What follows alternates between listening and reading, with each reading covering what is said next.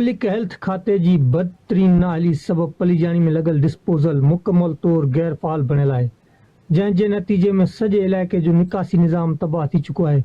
गंदगी ऐं नालीअ जो पानी घिटियुनि में वही सिधो माण्हुनि जे घरनि में दाख़िल थी रहियो आहे, जंहिंजे करे रहवासियुनि जी रोज़मर्रा ज़िंदगी अज़ाब बणिजी वई आहे।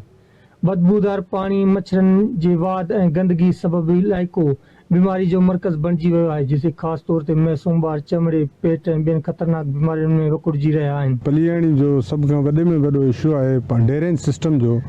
पलीआणी जो जेको पाणी आहे उन जे लाइ गवर्नमेंट ऑफ सिंध डिस्पोजल लॻायो आहे पब्लिक हेल्थ डिपार्टमेंट वारनि जे तरफ़ां। जीअं लॻो आहे मूंखे त यादि न आहे त कॾहिं हीउ हलियो हुजे, ऐं उन खां पोइ जॾहिं बि बरसाति पए थी त सॼो पाणी हिते भील बिरादरी जा घरनि उन्हनि जे घरनि में वञे थो, उन्हनि जे मंदरनि में वञे थो। अदा असांजो जी डिस्पोजल लॻो आहे न, तक़रीबन लॻण खां पोइ महीनो खनि थियो।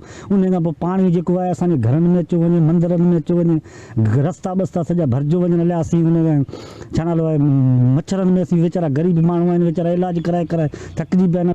असां इन मामले ते एतजाज कयोसीं त को अमल कोन थी सघियो। हीअं सम्झो असां रोड रस्ता जेको असां खां थी सघियो असां सभु कुझु कयोसीं, त उन ते ईअं सम्झो को अमल कोन थियो, हिकिड़ो 0%।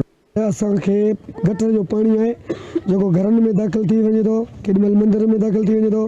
रस्तो सॼो ॾींहुं भरियो पियो आहे। असांजा नंढड़ा नंढड़ा बच्चा आहिनि, सॼो ॾींहुं पाणी मां गुज़रंदा आहिनि। असांजो इहो मुताबिक़ आहे त असां वधि में वधि चऊं था असांखे रस्तो ठहियो वञे, ऐं मशीन ख़राबु पई आहे, पाणी निकाल कोन थो थिए, इहो निकाल कयो वञे। कैमरा टीम सां गॾु सीताराम बागड़ी, धरती टीवी न्यूज़, पलीजानी।